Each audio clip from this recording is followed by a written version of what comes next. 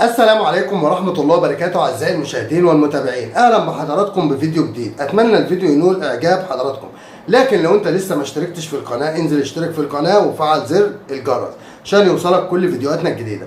مسؤول روسي كبير يا جماعة، خلاص الآس 500 تصل الجزائر. طبعا كلنا عارفين السلاح الآس 500، طبعا دي من أقوى أنواع السلاح دفاعيا في المنطقة العربية، ومفيش دولة عربية تانية بتمتلك السلاح دوت يا جماعة غير دولة الجزائر، اللي عن قريب بيصل الجزائر، والجزائر إن شاء الله بيتضم طبعا لمنظومة الصواريخ والأسلحة المتطورة اللي موجودة في الجيش الجزائري.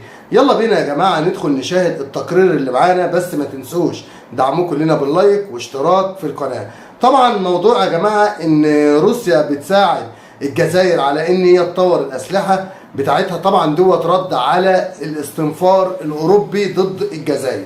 يلا بينا ندخل نشاهد الفيديو، ما تنسوش دعموكم لنا باللايك واشتراك في القناة. يلا بينا نشاهد الفيديو. كشف نائب رئيس الحكومة الروسية لشؤون الصناعة العسكرية يوري بوريسوف أن الجزائر كانت أول دولة تحصل على نظام S-400 عام 2015، ودفعت به في عدة مناورات عسكرية منذ سنة 2018. ولدى الجزائر مسبقا نظام S-300.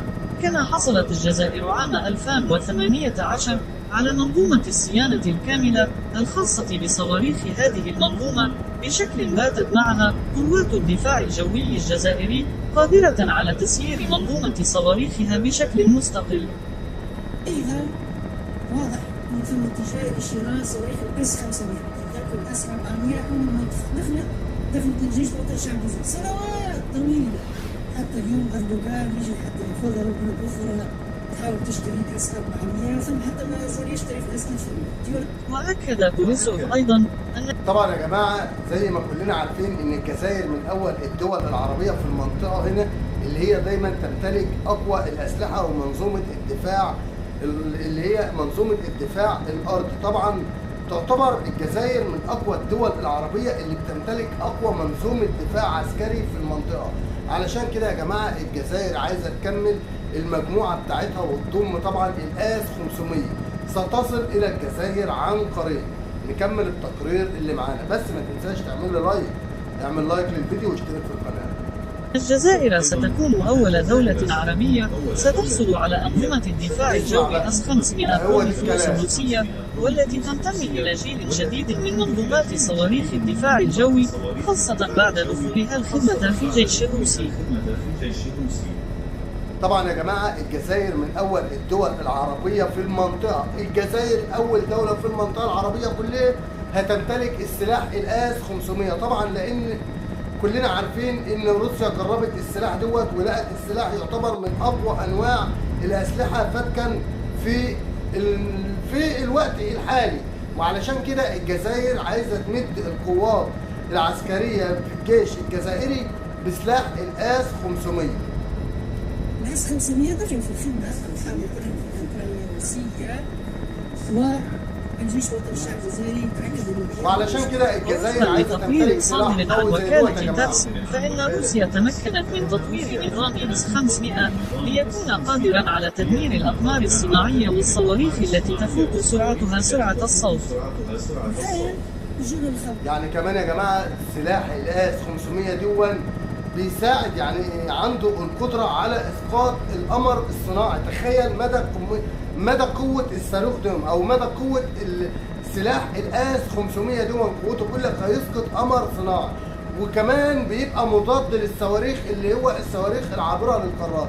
يعني انت بتتكلم عن سلاح يا جماعة مرعب بكل المقاييس، سلاح يا جماعة حذرت منه دول كتير اللي علشان الجزائر ما تمتلكش السلاح ده، لكن روسيا كانت هنا على الميعاد. طبعا كلنا عارفين ان في اتفاقيات مع روسيا والجزائر على تنمية طبعا الاقتصاد وتنمية المؤسسات العسكرية اللي موجودة في الجزائر.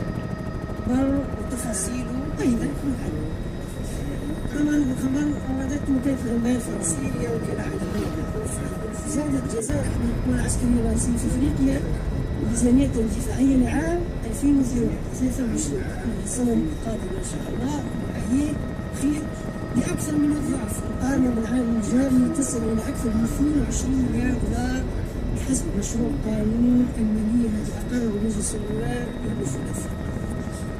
نوعية التسلح هذه الميزانيات هي مسودة لدى الناتو والكيان الصهيوني وليست ضد المغرب، لأن فرنسا بس تتجاهل مش الجزائر تسلح ضد الناتو، خاف ما يكونش يحبوا شد كار يحبوا ضد المغرب، عايش تقول الفرنسية تعطي هذه الزيادة غير مسبوقة على الوفاق العسكري في سياق تهورات شديدة بين الجزائر والمغرب.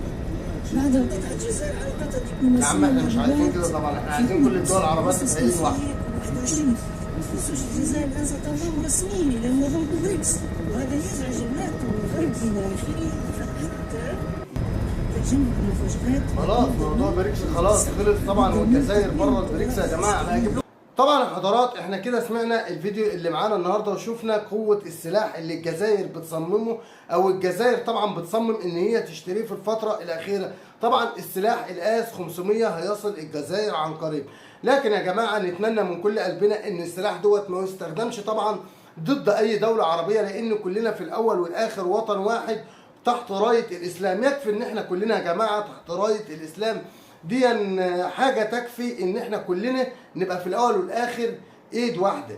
ليه دايما يا جماعة كلنا دايما بننتقد بعض وكلنا ما بنحبش الخير لبعض، مع ان المفروض ان احنا كلنا يا جماعة نلتفت بقى ونفوق نحاول نحوش الصداع اللي موجود عندنا دول. كلنا يا جماعة دول عربية وكلنا طبعا عرب، وكلنا يا جماعة لازم نتفق ان احنا نتفق، يعني احنا كلنا لازم نتفق على اساس ان احنا نتفق. كده حضرات يكون وصلت لنهاية الفيديو اللي معانا النهاردة، واتمنى ان الفيديو يكون نال اعجاب حضراتكم، ويا ريت ما تبخلوش عليا باللايك واشتراك في القناة. والسلام عليكم ورحمة الله وبركاته.